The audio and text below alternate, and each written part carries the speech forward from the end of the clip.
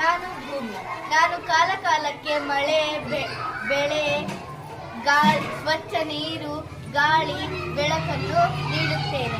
ಎಲ್ಲ ಪ್ರಾಣಿ ಪಕ್ಷಿಗಳು ದಟ್ಟವಾದ ಅರಣ್ಯ, ಗುಡ್ಡ, ಬೆಟ್ಟ, ಎಲ್ಲ ಪ್ರಾಣಿ ಪಕ್ಷಿಗಳು ಯಥೇಚ್ಛವಾಗಿವೆ. ಎಲ್ಲರೂ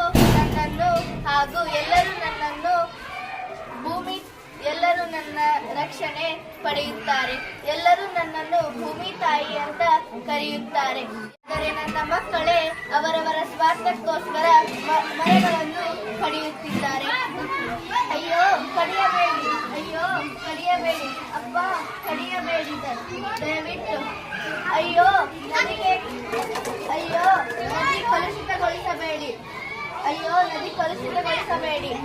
ಕಸ ಪ್ಲಾಸ್ಟಿಕ್ ಹಾಕಬೇಡಿ, ದಯವಿಟ್ಟು ನೀರನ್ನು ಕಲುಷಿತ ಮಾಡಬೇಡಿ ದಯವಿಟ್ಟು.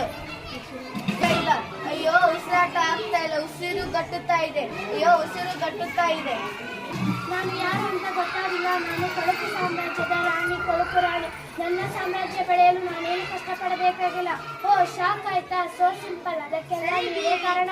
ನೀವು ಹಾಕುತ್ತಿರೋ ಕಸ ಕಡ್ಡಿ ಪ್ಲಾಸ್ಟಿಕ್ ನೀವೇ ಮಾಡುತ್ತಿರೋ ಮಾಲಿನ್ಯದಿಂದಲೇ ನನ್ನ ಸಾಮ್ರಾಜ್ಯ ಹೀಗೆ ಆಗಿ ಬೆಳೆದುಕೊಂಡು ಹೋಗುತ್ತದೆ.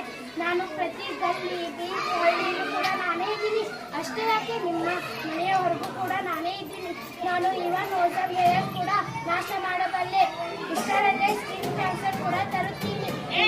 ಒಳ್ಳೆಯ ಗಿಫ್ಟ್ಗಳನ್ನ ತರುತ್ತೀನಿ. ಅವು ಯಾವೆಂದರೆ, ನಾನು ಯಾರು ಗೊತ್ತಾ? ಡೆಂಗ್ಯೂಯಲ್ಲಿ ಹರಡುತ್ತೇನೆ. ನಾನು ಕೊಳಕು ನೀರಿನಲ್ಲಿ ಇರುತ್ತೇನೆ. ಉಸಿರಾಡಲು ನಾನೇ ಕಾರಣ.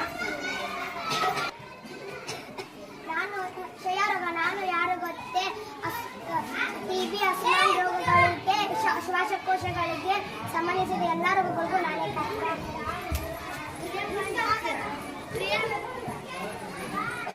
ತಯಾರಿಕೆ ಆಗುತ್ತಿದೆ.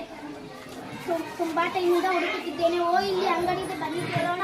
ನೀರು ಸಿಗುತ್ತಾ? ಈಗ ಎಲ್ಲ ಎಲ್ಲಿ ನೀರು ಸಿಗುತ್ತೆ? ಎಲ್ಲ ಆಗಿನ ಕಾಲದಲ್ಲಿ ಮುಗಿದು ಹೋಗಿದೆ. ಈಗ ಏನಿದ್ರು ಬರೀ ಟ್ಯಾಬ್ಲೆಟ್ ಅಷ್ಟೇ. ತಗೊಳ್ಳಿ, ನಿಮ್ಮ ದಾಹ ಎಲ್ಲ ಟ್ಯಾಬ್ಲೆಟ್ ತಗೊಳ್ಳಿ, ನಿಮ್ಮ ದಾಹ ಎಲ್ಲ ನೀಗುತ್ತೆ. 50,000 ಕೊಡಿ. ಏನು 50,000? ದಾಹ ನೀಗಬೇಕೆಂದರೆ ನೀವು ಕೊಡಲೇಬೇಕು. ಎಲ್ಲ ಮಾಲಿನ್ಯ ಮಾಡಿಸ್ತಿದ್ದಾರೆ ಈಗೆಲ್ಲ. ಹೀಗೆ ಎಲ್ಲ ಆಗಿನ ಕಾಲದಲ್ಲಿ ಮುಗಿದು ಬಿಟ್ಟಿದೆ. ಒಂದು ಕ್ಯಾಪಿಸಲ್ ನಮ್ಮ ಎಲ್ಲ ದಾಹ ನೀಗಿಸುತ್ತೆ. ಅಯ್ಯೋ ಹೊಟ್ಟೆ ಹಸಿವು, ಯಾರಾದ್ರೂ ಊಟ ಕೊಡ್ರಪ್ಪ. 3 ದಿನ ಆಯ್ತು, ಯಾರಾದ್ರೂ ಊಟ ಕೊಡಿ ಪ್ಲೀಸ್.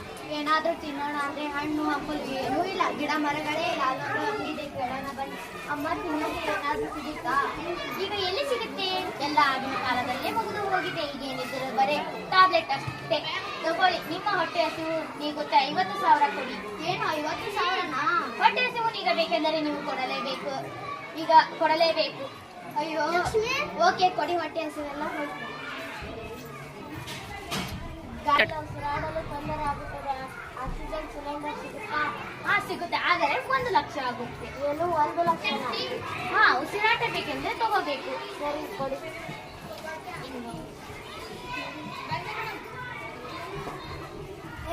ಈಗ ಗಾಳಿ ಬರುತ್ತಾ ಇದೆ, ಸಮಾಧಾನ ಆಯಿತು. ಈಗ ಮರ ಗಿಡ ಇದ್ದಾಗ ಕಟ್ ಮಾಡಿ ಬಿಲ್ಡಿಂಗ್ನ ಕಟ್ಟಿಕೊಂಡಿದ್ದೇವೆ. ಈಗ ಲಕ್ಷ ಕೊಟ್ಟು ಉಸಿರಾಡಲು ಬನ್ನಿ.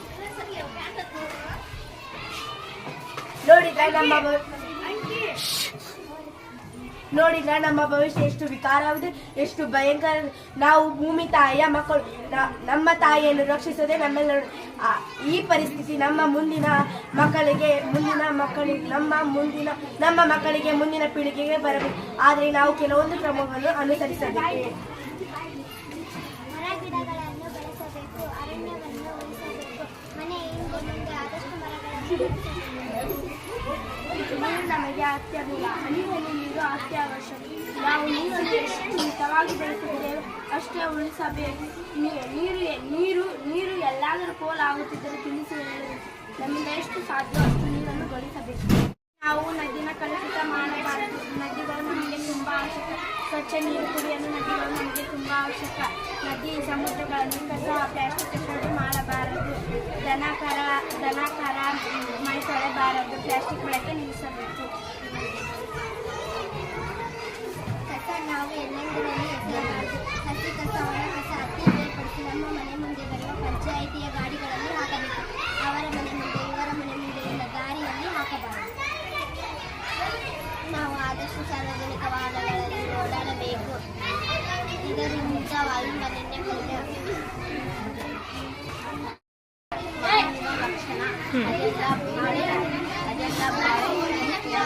ಲಕ್ಷಣ ಕಾರ್ಯೋನ್ವಿತ ಆಗೋಣ. ಈ ಕ್ಷಣ ಭೂಮಿಯನ್ನು ರಕ್ಷಿಸೋಣ.